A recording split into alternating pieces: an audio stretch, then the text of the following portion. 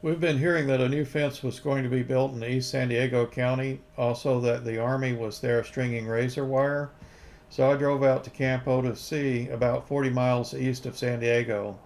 I found this Army camp behind the local Border Patrol station near Campo. New fence is going up all along the border between San Diego and Tijuana, but the fence in the back country of San Diego County is still in very bad shape in many places. The border between California and Mexico ought to be a big priority because the state and local government here does a lot to encourage illegal immigration. Our border needs to be totally shut down to illegal crossers. I did run into a group of soldiers putting up razor wire. Most of the fence in this area is still the old landing plate fence, which was only meant to stop vehicles and not pedestrians. Putting razor wire on top of this fence is pretty futile because the smugglers can easily cut it down very quickly with an inexpensive mini bolt cutter.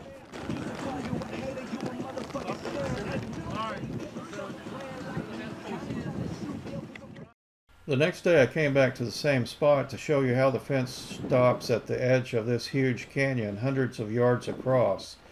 There is no fence at all below. Illegals can just walk up the bottom of this canyon to cross. I'm not sure it's practical to build a fence in a rugged canyon like this or not. Of course, the Border Patrol watches open areas like this, but they can't catch all of them. Then fake refugees don't even try to run. They seek out the nearest agent to surrender and claim asylum, and then likely be released in a few days into the U.S. On the other side of the canyon, there's some bollard fence with anti-climb plate and barbed wire on top. This is much better fence, but there is only a couple hundred yards of it at this time. This must have been a hot spot that they were trying to block. The bollard fence is made out of steel rails that extend several feet into the ground, so it is more difficult to tunnel under or climb over.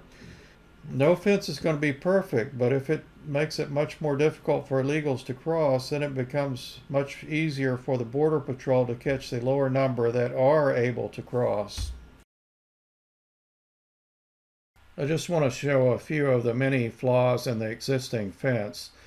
The old landing plate is just on top of the ground. If the soil is loose, it only takes a couple of minutes to dig under it. In a place like this, they only have to lift the razor wire and crawl over the rock. You can bend or lift the razor wire on the fence too and crawl under it. You don't actually have to cut it. There are other gaps in the fence like these.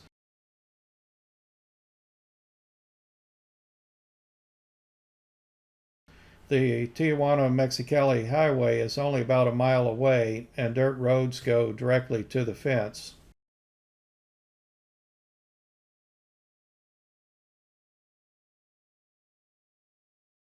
The Army has miles and miles of this razor wire already installed in East San Diego County. To be blunt, it's not likely to be very effective in stopping illegal crossers. There is about 20 to 25 miles of bad fence in East San Diego County in the area from Tecate to Jacumba Hot Springs that needs to be upgraded to bollard fence. The hope is that the razor wire is just a stopgap measure and they will do something better if they can obtain the funding.